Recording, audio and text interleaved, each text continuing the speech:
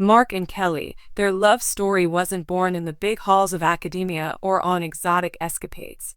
It actually flourished in the middle of a classic American small town, where everyone pitches in for Friday night football and potlucks.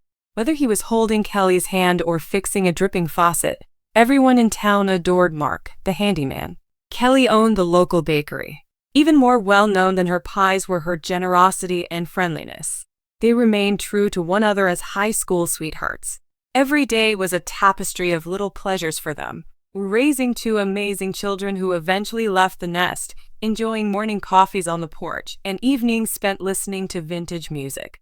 Their home was constructed not merely with physical materials, but also with the help of joy, common goals, and an unspoken bond that grew stronger with the years. Their romance was straight out of a great book. Rock solid, profound, and firmly established. It proved that silent, unwavering commitment to another's spirit is frequently the key to happiness. They anticipated spending their golden years side by side, settling into a routine that seemed set in stone. But we all know that life isn't always linear.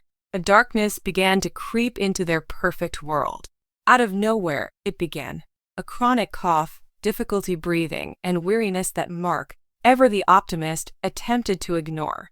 But Kelly felt a knot of icy terror form in her gut. After years of perfecting her dough reading skills, her baker's intuition warned her that something was seriously amiss.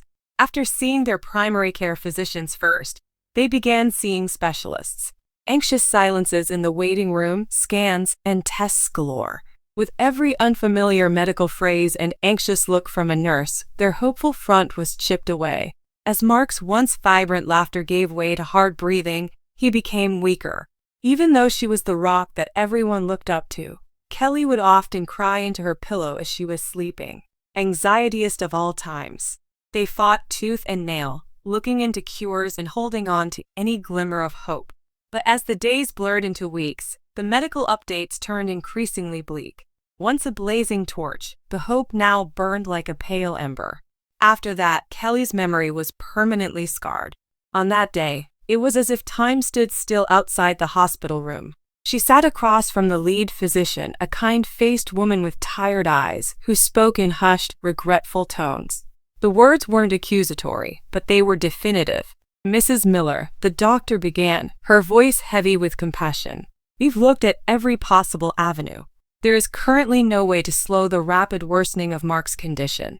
Making him feel at ease," she said, was her top priority, along with promoting dignity and peace.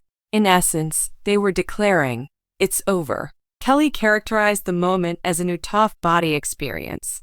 As the room whirled around, the doctor's words echoed through the vast empty space. Their well-plotted future and their idyllic years of dreams broke into a million pieces that could never be put back together. A diagnosis wasn't all it was. It was the tragic end to a love she had thought would last forever, and it tore her heart apart. The doctors, for all their expertise and compassion, were nearly giving up. Along with it, a piece of Kelly's heart at that same second. It hurt like hell to make the trek back to Mark's room.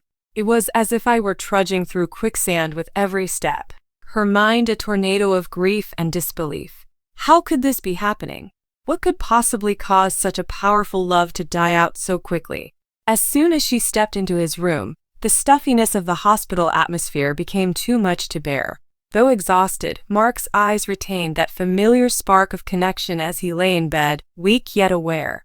When he met her gaze, she knew he could perceive the anguish in her expression and the shaking of her hands. There was no need for words. He simply extended a feeble hand and she accepted it, clutching it as if her life depended on it. The silence in the room was deafening, punctuated only by the soft beeps of medical machines. It was in this profound stillness, this moment of ultimate despair, that Mark, with a strength that belied his failing body, gathered every ounce of his remaining energy. Whispering, he cocked his head ever so slightly towards her.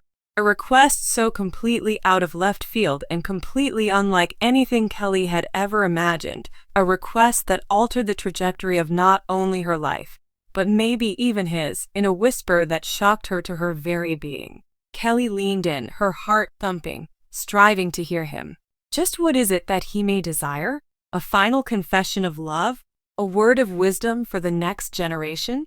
Finally, some words of wisdom? No. Mark mumbled something quite different.